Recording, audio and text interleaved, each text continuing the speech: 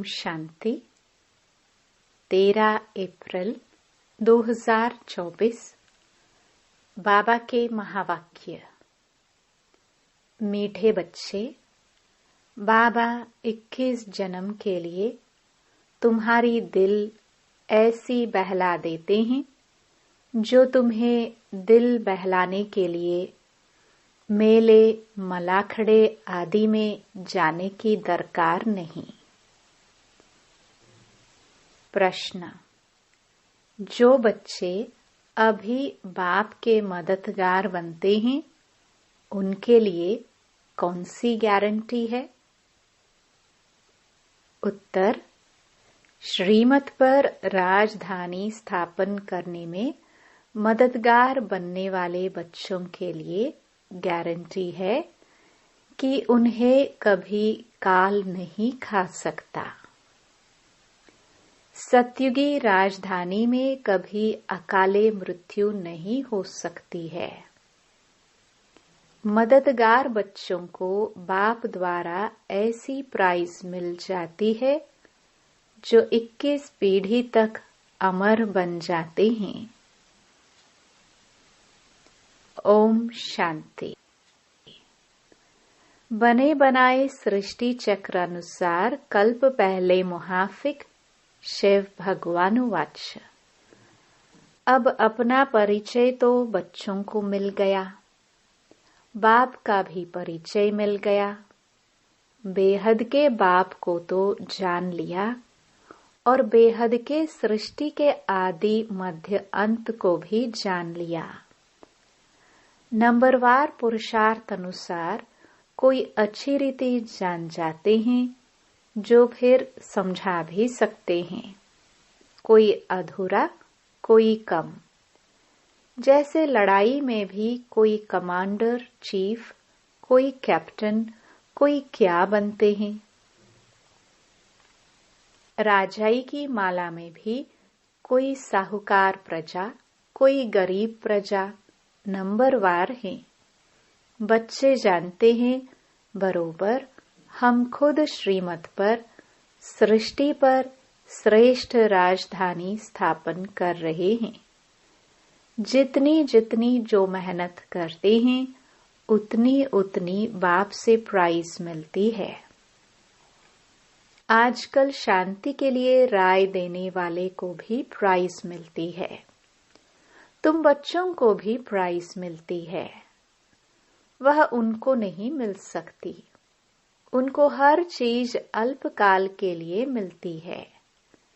तुम बाप की श्रीमत पर अपनी राजधानी स्थापन कर रहे हो, सो भी 21 जन्म 21 पीढ़ी के लिए गारंटी है।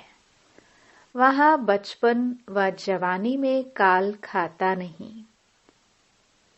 यह भी जानते हो न मन न चित था हम ऐसे स्थान पर आकर बैठे हैं जहां तुम्हारा यादगार भी खड़ा है, जहां 5000 वर्ष पहले भी सर्विस की थी।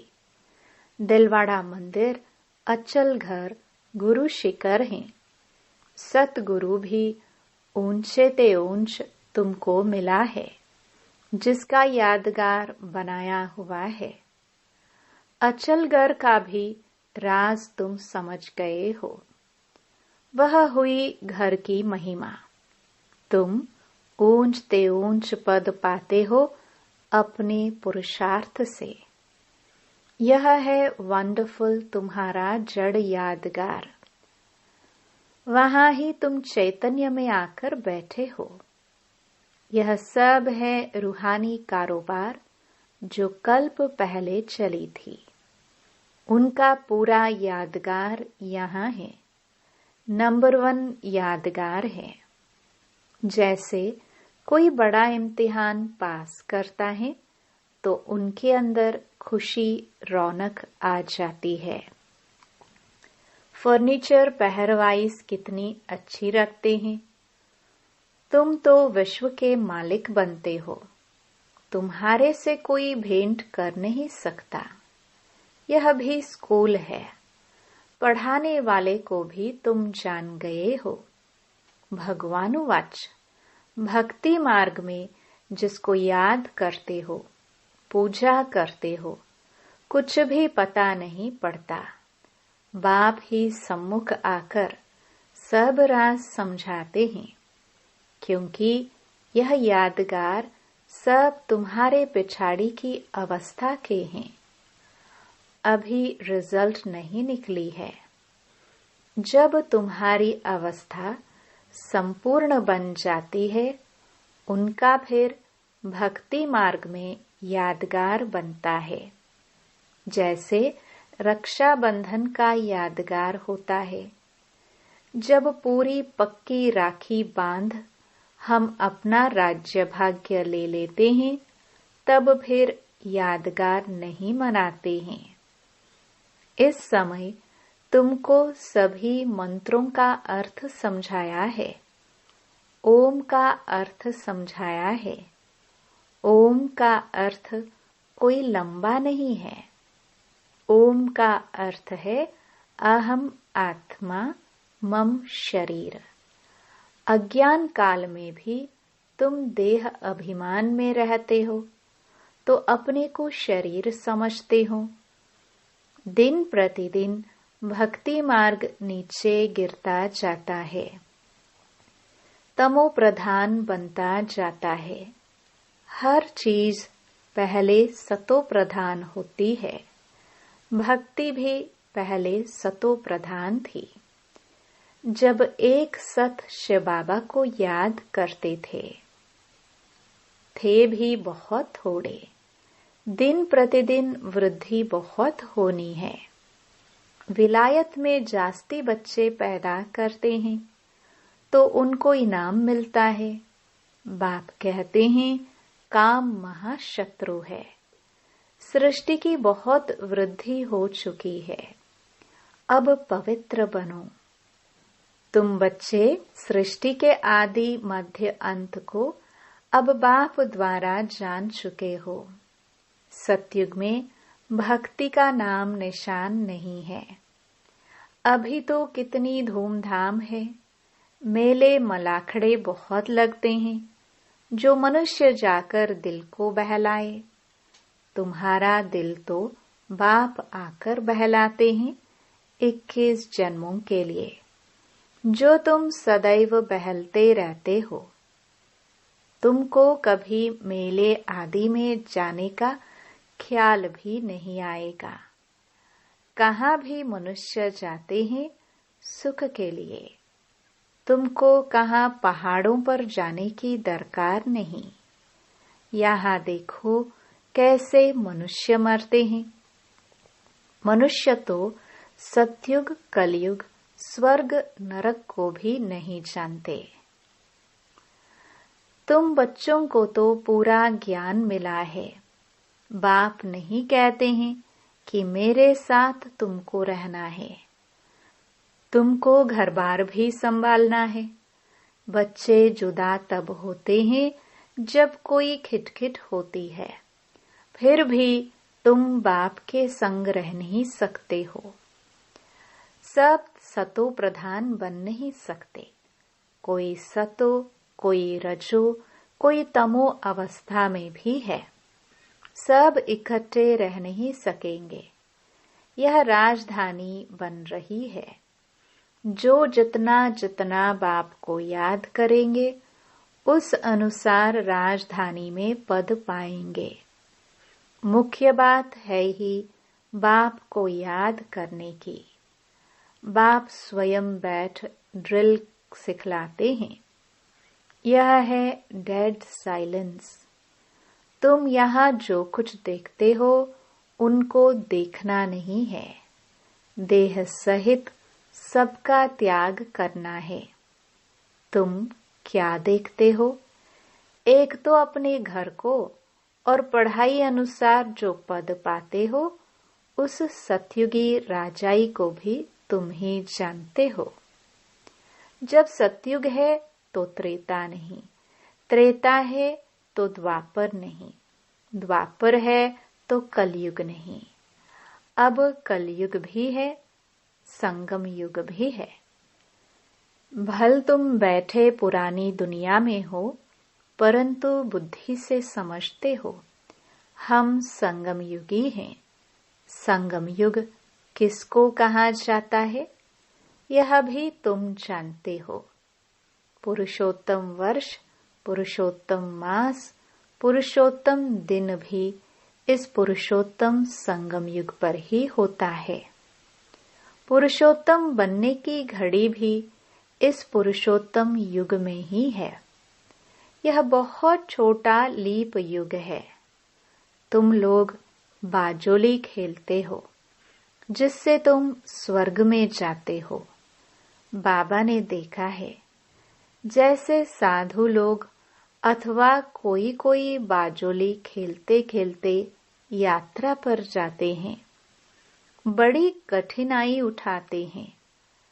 अब इसमें कठिनाई की बात नहीं, यह है योग बल की बातें। क्या याद की यात्रा तुम बच्चों को कठिन लगती है? नाम तो बहुत सहज रखा है, कहाँ सुनकर डरना चाहिए। कहते हैं बाबा हम योग में रह नहीं सकते। बाबा फिर हल्का कर देते हैं। यह है बाप की याद। याद तो सब चीजों को किया जाता है।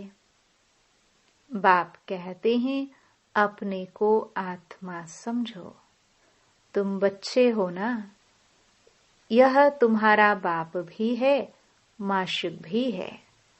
सब आशिक उनको याद करते हैं। एक बाप अक्षर भी काफी है। भक्ति मार्ग में तुम मित्र संबंधियों को याद करते, फिर भी हे प्रभु, हे ईश्वर जरूर कहते हो।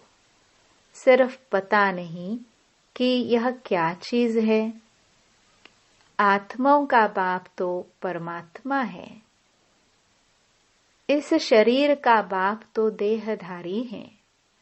आत्माओं का बाप अशरीरी है। वह कभी पुनर्जन्म में नहीं आते और सभी पुनर्जन्म में आते हैं। इसलिए बाप को ही याद करते हैं। जरूर कभी सुख दिया है। उनको कहा जाता है दुख हरता सुख करता। परंतु उनके नाम रूप देश काल को नहीं जानते हैं। जितने मनुष्य उतनी बातें, अनेक मत हो गई हैं। बाप कितना प्रेम से पढ़ाते हैं। वह है ईश्वर, शांति देने वाला। कितना उनसे सुख मिलता है। एक ही गीता सुनाकर पतितों को पावन बना देते हैं। प्रवृत्ति मार्ग भी चाहिए ना।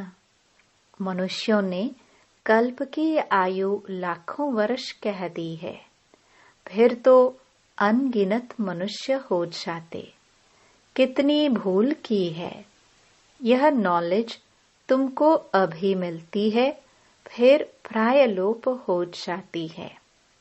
चित्र तो हैं जिनकी पूजा होती है, परंतु अपने को देवता धर्म का समझते नहीं है। जो जिनकी पूजा करते हैं वह उस धर्म के हैं ना। यह समझ नहीं सकते कि हम आदि सनातन देवी देवता धर्म के हैं, उनकी ही वंशावली हैं। यह बाप ही समझाते हैं। बाप कहते हैं तुम पावन थे, फिर तमो प्रधान बन पड़े हो। अब पावन सतो प्रधान बनना है। क्या गंगा स्नान से बनेंगे? पतित पावन तो बाप है। वह जब आकर रास्ता बताए तब तो पावन बने। पुकारते रहते हैं, परंतु जानते कुछ भी नहीं। आत्मा पुकारती है ऑर्गन्स द्वारा कि हे पतित पावन बाबा, हमको आकर पावन बनाओ। सब पतित हैं, काम चिता पर जलते रहते हैं। यह खेल ही ऐसा बना हुआ है। फिर बाप आकर सबको पावन बना देते हैं। यह बाप संगम पर ही समझाते हैं। सतयुग में होता है एक धर्म, बाकी सब वापस चले जाते हैं। तुम ड्रामा को समझ गए हो जो और कोई नहीं जानते। इस रचना का आदि मध्य अंत क्या है, ड्यूरेशन कितना है, यह तुम ही जानते हो। वह सब है शूद्र, तुम हो ब्राह्मण। तुम भी जानते हो नंबरवार पुरुषार्थ अनुसार।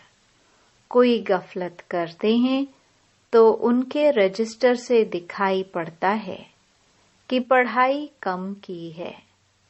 कैरेक्टर्स का रजिस्टर होता है, यहाँ भी रजिस्टर होना चाहिए। यह है याद की यात्रा, जिसका कोई को भी पता नहीं है। सबसे मुख्य सब्जेक्ट है याद की यात्रा। अपने को आत्मा समझ बाप को याद करना है। आत्मा मुख से कहती है हम एक शरीर छोड़ दूसरा लेते हैं। यह सब बातें यह ब्रह्मा बाबा नहीं समझाते हैं, परंतु ज्ञान सागर परमपिता परमात्मा इस रथ में बैठकर सुनाते हैं। कहा जाता है गौमुख। मंदिर भी यहाँ बना हुआ है जहाँ तुम बैठे हो। जैसे तुम्हारी सीढ़ी है वैसे वहाँ भी सीढ़ी है। तुमको चढ़ने में थकावट नहीं होती है। तुम यहाँ आए हो बाप से पढ़कर रिफ्रेश होने के लिए। वहाँ गोरख धंधा बहुत रहता है, शांति से सुन भी नहीं सकेंगे। संकल्प चलता रहेगा, कोई देख न ले, जल्दी घर जाऊं, कितना ओना, चिंता रहता है। यहाँ कोई भी ओना नहीं, जैसे हॉस्टल में रहते हैं। यहाँ ईश्वरीय परिवार हैं। शांति धाम में भाई भाई रहते हैं। यहाँ है भाई बहन, क्योंकि यहाँ पाठ बजाना है तो भाई बहन चाहिए। सतयुग में भी तुम ही आपस में भाई बहन थे। उनको कहा जाता है अद्वैत राजधानी। वहाँ लड़ाई झगड़ा कुछ भी नहीं होता। तुम बच्चों को पूरी नॉलेज मिली है कि हम 84 जन्म लेते हैं। जिसने जास्ती भक्ति की है उनका हिसाब भी बाप ने बताया है। तुम ही शिव की अव्यभिचारी भक्ति करना शुरू करते हो, फिर वृद्धि होती जाती है। वह है सब भक्ति। ज्ञान तो एक ही होता है। तुम जानते हो हमको शिव बाबा पढ़ाते हैं। यह ब्रह्मा तो कुछ भी नहीं जानते थे। जो ग्रेट ग्रेट ग्रैंडफादर था वह इस समय यह बने हैं, फिर मालिक बनते हैं। तत्त्वम।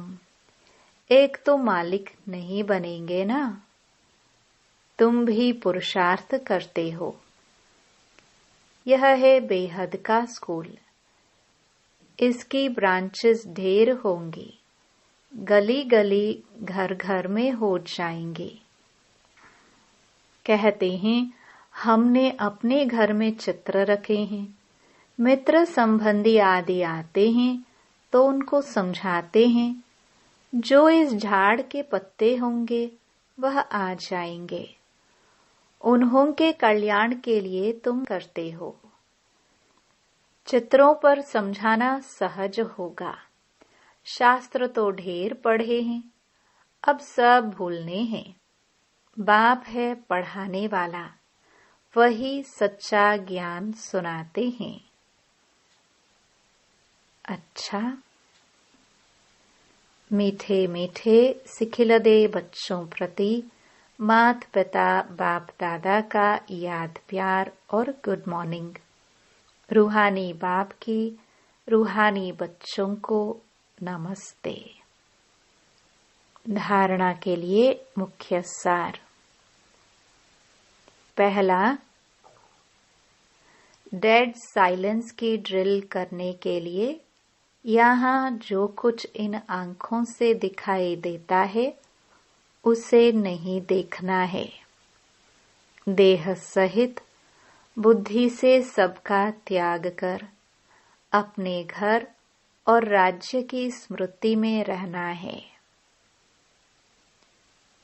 दूसरा, अपने कैरेक्टर्स का रजिस्टर रखना है। पढ़ाई में कोई गफलत नहीं करनी है। इस पुरुषोत्तम संगम युग पर पुरुषोत्तम बनना और बनाना है। वरदान, सदा सर्व प्राप्तियों से भरपूर रहने वाले हर्षित मुख हर्षित चित्त भव।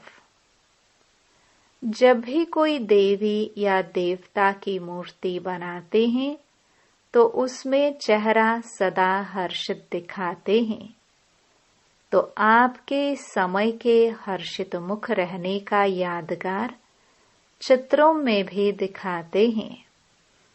हर्षित मुख अर्थात सदा सर्व प्राप्तियों से भरपूर। जो भरपूर होता है वही हर्षित रह सकता है।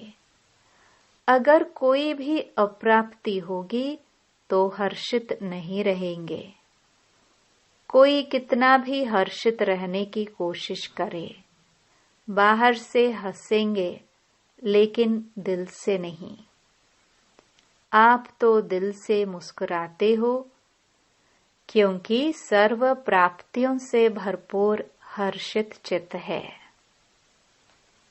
स्लोगन, पास विद ऑनर बनना है तो हर खजाने का जमा खाता भरपूर हो। ओम शांति।